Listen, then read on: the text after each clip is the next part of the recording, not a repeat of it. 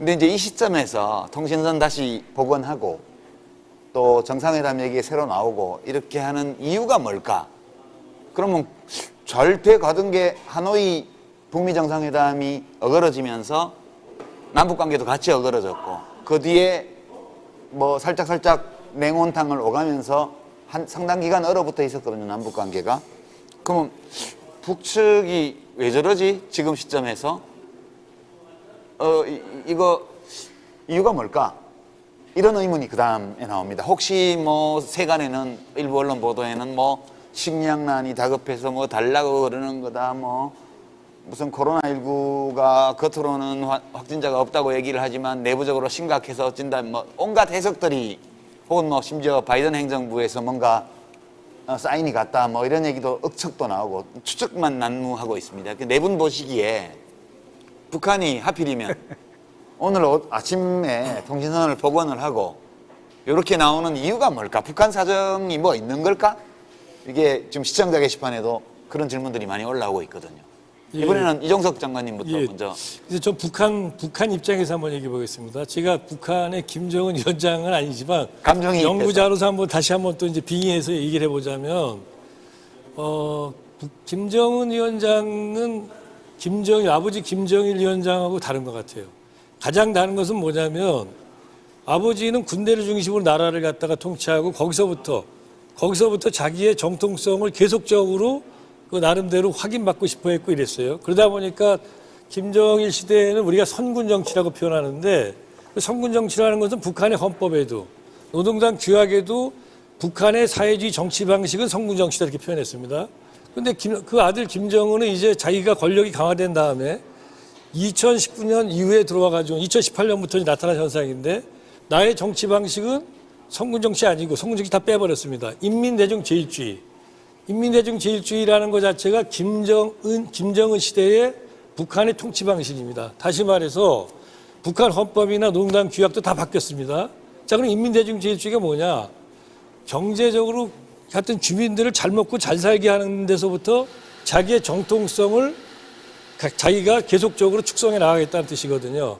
여기서부터 나오는 게 뭐냐면 김정일 시대와 달리 김정은은 계속적으로 자기가 경제적으로 발전하기 위해서 경제에 올인하다 보니까 가장 어려운 것이 뭐냐면 대외관계, 외부의 자본과 기술을 받아들이지 못하는 거거든요. 옛날에 북한은 외부의 자본과 기술을 받아들일 생각도 안 했어요. 근데 지금은 북한은 개방을 했는데 그것이 안 되고 있거든요. 제재 때문에. 그러다 보니까 북한의 김정은 위원장은 끊임없이 자기가 대화를 하기 위해서 바깥으로 나갈 수밖에 없는 그러한 나름대로의 정책적 지향을 가지고 있습니다. 다만 상황이 안 좋아서 끊었다가 다시 하고 그러지. 그러다 보니까 항상 경제와 연동해서 바깥 세상을 보니까 항상 그 대화에 대한 생각을 하고 있는데, 사실 그동안에 경제가 좀 어려웠지 않습니까? 이런 것들이 더욱더 대화에 대한 어떤 나름대로 그 필요성, 이런 걸 또 아주 증폭시켰고, 그게 최근 특히 이제 올 가을에 들어와서 이런 형태로 나타나는 거 아닌가 이렇게 생각합니다. 김준영 원장님 어떻게 보세요? 보시면 저는 조금 좁혀서 말씀을 드리면, 지금 최근에 한미 정상회담에서 판문점과 싱가포르 선언을 추인했단 말이에요. 그건 굉장히 좋은 사인이죠. 또 미국에서 대화를 통해서 얘기를 한다 했으니까. 그러나 문제는 북한의 입장은 그게 너무 부족한 거예요. 예를 들자면 북한은 지난 2, 3년 동안 미국이 원하는 이벤트에 나갔다가 확실한 양보도 받아내지 못한 채 하노이에서 이 트라우마를 가지고 있단 말이에요. 전체적으로 좋기 때문에 이 판을 깨기는 부담스럽지만 확실하게 뭔가 실천할 수 있는 스파크는 없는 상황이란 말이에요. 그래서 보면은 우리 대통령이 싱가포르 때 기억하시겠지만 김정은 위원장하고 트럼프 대통령 사이에 뭐가 있으면 우리 대통령이 거기 그 다음날 갈 수도 있다. 그때 나왔던 얘기가 종전선언이란 말이에요. 일관되게 그때로 추인했다면 다시 무대를 옮겨서 거기 가면 이 종전선언부터 우리는 뭔가 다시 스파크를 내는 제안을 했단 말이에요. 그러면 북한은 이걸 전적으로 받아들이지 못하지만 관심 있다. 그런데 그때와는 달리 뭔가 구체적인 양보를 주는 것을 기다리고 있는 상황이다. 저는 이렇게 봅니다. 제가 볼 때는 우선 시발점은 우리 문재인 대통령이 9월 15일 날 유엔 총회에서 한 연설에서 종전선언을 공론화시켰고, 북 입장도 상당히 그걸 진지하게 받아들였을 거예요. 임기 7개월밖에 남지 않았는데 종전선언을 왜 들고 나왔는가. 아마 김정은 위원장도 생각할 겁니다. 2018년 4월, 9월에 종전선언이라는 걸 두 정상이 합의를 했잖아요. 이걸 아무것도 이루지 못하고 그냥 나간다. 그럼 북에선 북대로 뭐 김정은 위원장의 정통성이 금이 가는 거고 우리 대통령도 문제가 있는 거기 때문에 아마 두 정상이 약속한 것을 어떻든 간에 임기 내에 실현해보자라고 하는 거에 대한 화답이 있을 수 있고요. 그 다음 다른 하나는 아마 미국 측에서도 북에 상당히 긍정적인 메시지를 보낸 걸로 알고 있고요. 우리 측도 이제 뭔가를 만들어 보자라고 하는 이런 의사를 보였기 때문에 제가 볼 때는 그런 전반적인 흐름 속에서 임기가 얼마 안 남았지만 해보자는 거고 그다음에 이제 만약에 지금 두 정상 간에 아무런 진전이 만약 없다. 내년에 새로운 정부가 들어선다. 완전히 다른 방향으로 간다라고 하면 북의 입장에서 얻을 게 하나도 없지 않습니까? 그러니까 현 정부 있을 때 다음 정부에 누가 오더라도 바꾸지 못하는 그런 남북 관계.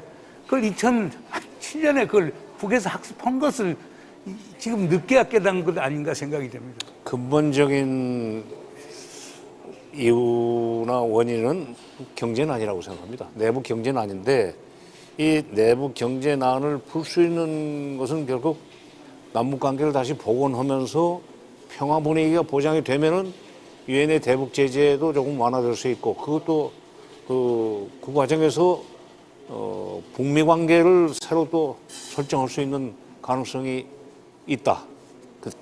근데 그런 여건을 마련해 줄 수 있는 게 그나마 문재인 정부다. 그러니까 문재인 정부 떠나기 전에 판을 그렇게 짜놓고 다음 정부를 기다리는 것이 북한으로서는 도움이 된다고 보기 때문에 늦게 지금 종전선언 얘기가 나온 셈인데 정권 말에 그거를 놓칠세라 그냥 굉장히 바쁘게 움직이잖아요 지금.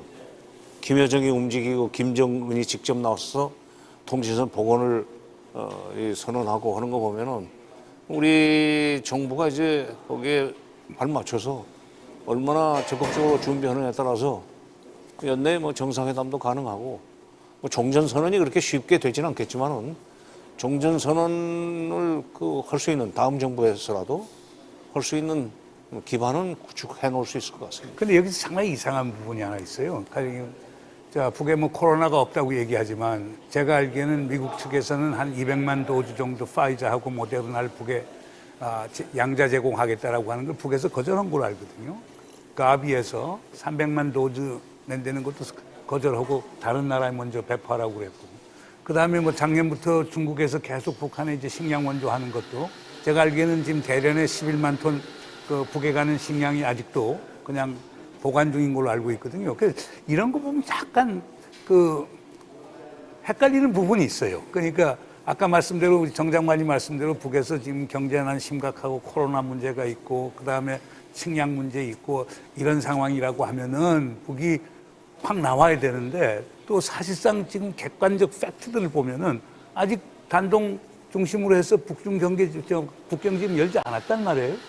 또 중국의 식량 원조 안 받고 있단 말이에요. 그다음에 코로나 백신 지원 같은 것도 안 받고 있는 걸로 봐서는 그건 뭐 우리 이종석 장관께서 설명을 좀 잘하시면 되겠네요. 최근 상황에 초점을 네. 맞춰서 한번. 그럴 것 같습니다. 그러니까 지금 김정은 위원장은 아까 제가 이제 설명드린 것처럼 기본적으로 경제 제일주의이기 때문에 경제가 중요하고 또 지금 경제가 어려운 것도 사실입니다. 그런데 경제가 어려운 거는 항상 일상적인 것이죠, 항상. 그런데 그렇지만 항상 나오고 싶어 하지만 조건이 안 맞으면 안 나오는 거죠. 그런 점에서 지금 뭐 경제가 더 유달리 어려워서 나온다기보다는 일정한 조건이 형성됐거나 또는 이제 조건을 형성하는데 유리하거나 또 필요하다. 예를 들어서 한국에서의 어떤 그 정치 변동도 그럴 것이고 또 미국과의 어떤 그 시속 게임에서도 어쨌든 간에 미국이 아직까지 완전하게 북한의 요구 조건을 들어주진 않지만 상당한 정도는 아무튼 여전히 이제 인내를 하면서 협상에 대한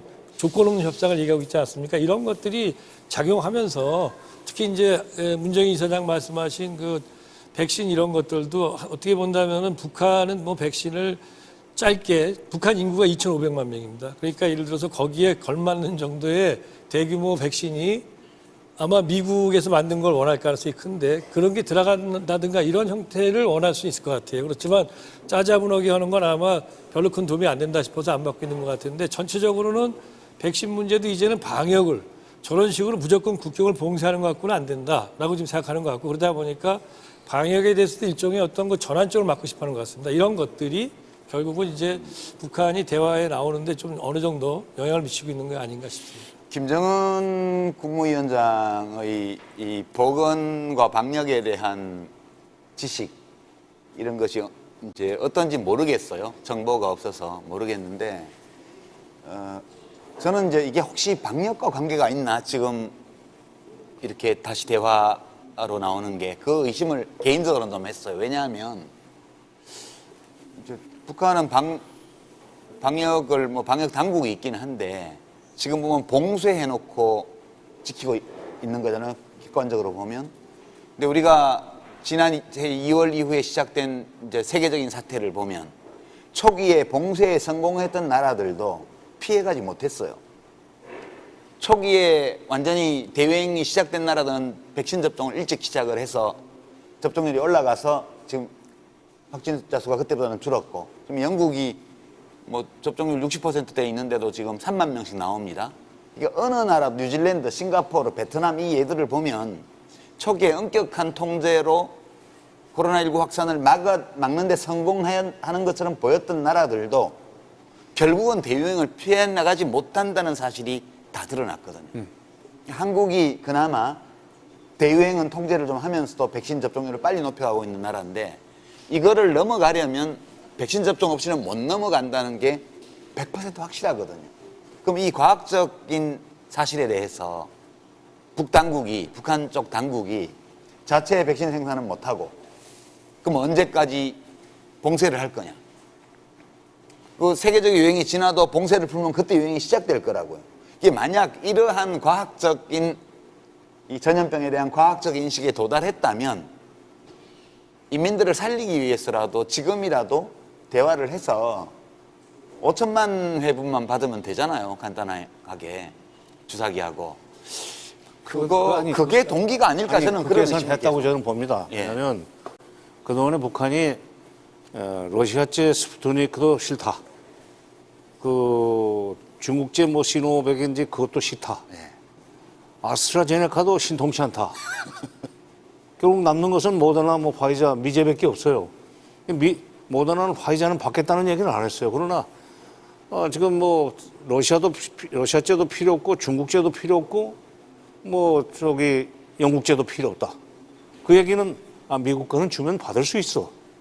그거를 이 말로 안 했을 뿐이지. 근데 지금 이사장께서 말씀하신 대로 이제 더 이상 그냥 틀어막는 것만 가지고는 안 되고 차제 남한과의 관계를 복원을 해서 남한 정부의 힘을 빌려서 미국에서 화이자나 모더나를 저기 이제 2,500만이니까 거기에 18세 이상 치면 한 1,600~1,700만이라고 볼 수 있겠죠. 그래서 1,600~1,700만 그러면 이제 두 번씩 맞는 걸로 해서 뭐 3,000만 도스, 3,500~600만 그 정도를 줄 수 있다고 하면은 그건 북한은 적대시 정책 철회니 뭐 등등 이런 그 대화의 전제 조건을 사실상 철회하고 아니 백신을 주면 글쎄, 적대시 미국과 만날 수 아니라는 게 증명되는 만날 수 거죠. 있으라고. 저는 백신 문제를 정면에 내세우면요, 북에서는 절대 그 요청 안 합니다. 어? 백신 문제를 정면에 내놓고 그게 정상회담의 의제가 되면은요, 북에서는 절대 나오지 않습니다. 아니 그러니까 미국이 인도주의 차원에서 지원하는 걸로 만들어준다. 아니 그러니까 그거는 두 정상이 우선 만나고 남북 관계에 대한 포괄적인 문제를 논의하고 그러니까 그중에 격가지로 예. 백신 문제를 얘기하면서 그다음에 미국과 유럽 같은 데 공동을 해서 아니 그러니까 남북 정상 회담 후에 미국이 인도주의 차원에서 그걸 주는 식으로 모양을 만들어 주자 이거예요. 아니 그거 제가 참 한번 자존심 말씀드릴게요. 때문에 아니 그렇지. 힘드네요. 그 얘기 안 하는 지금 게 북한이 그 코로나 방역 때문에 경제적으로 굉장한 타격을 받았습니다. 왜냐하면 워낙 그게 국경 봉쇄를 했잖아요.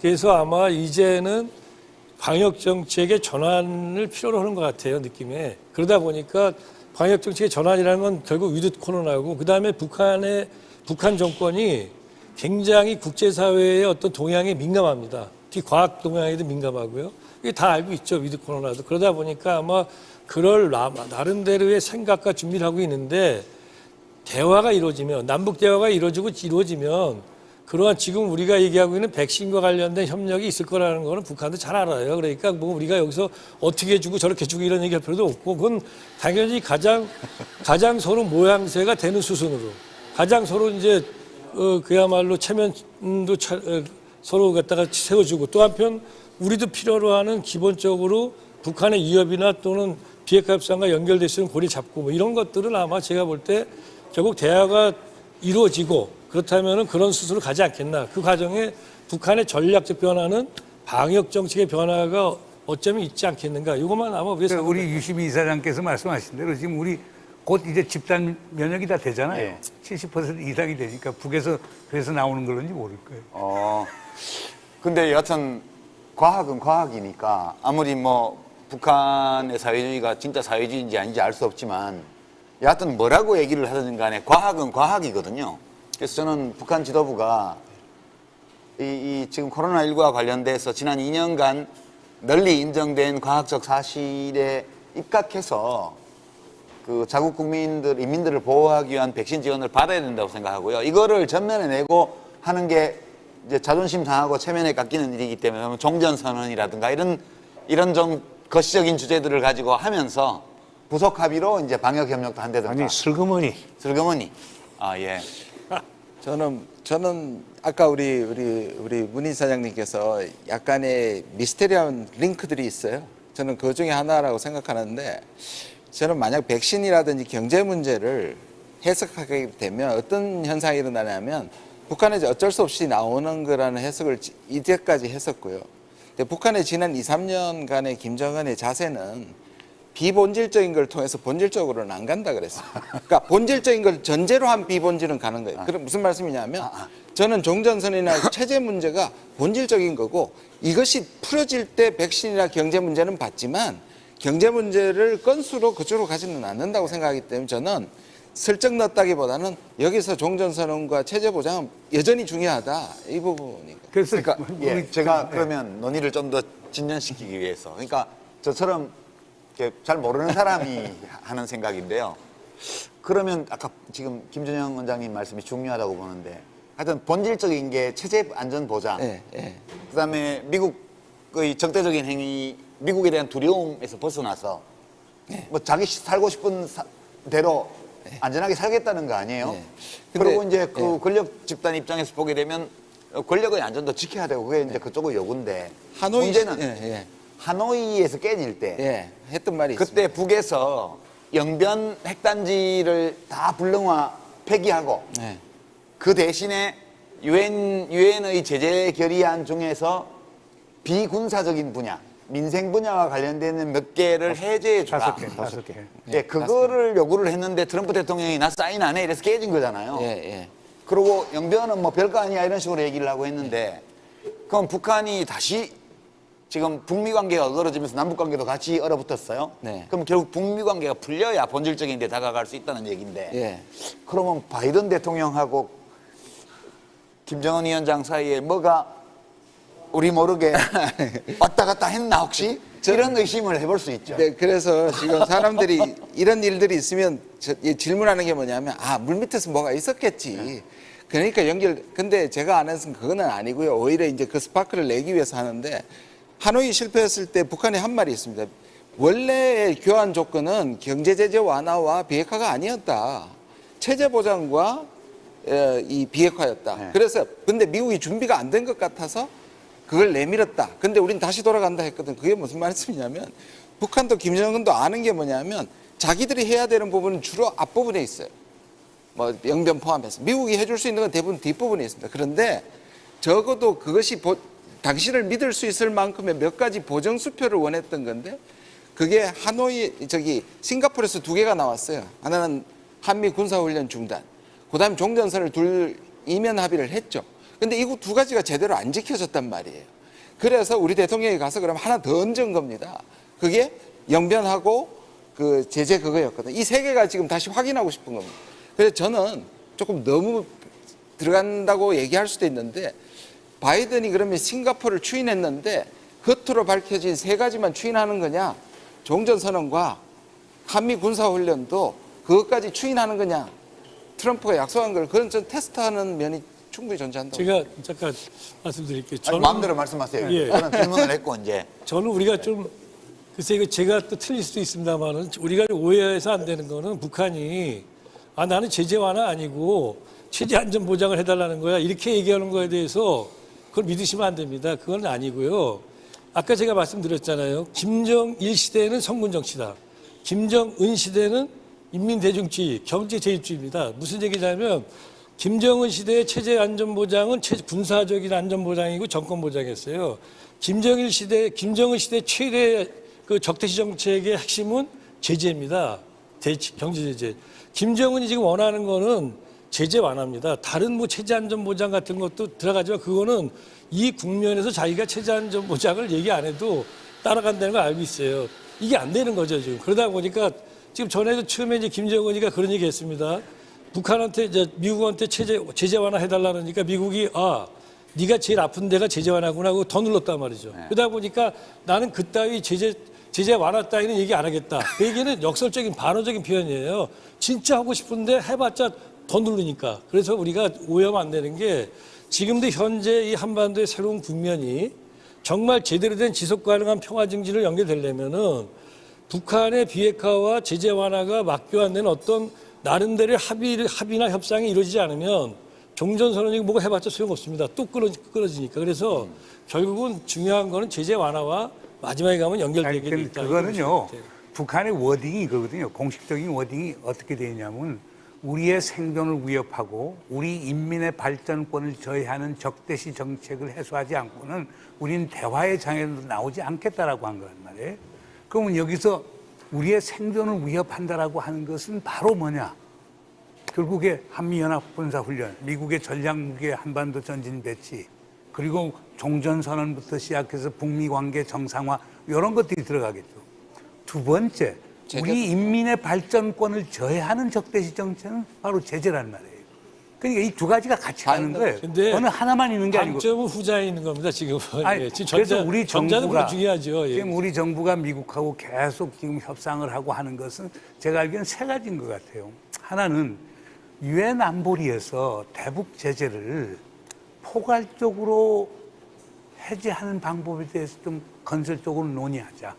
그리고 그 메시지를 북에다 보내자는 거거든요.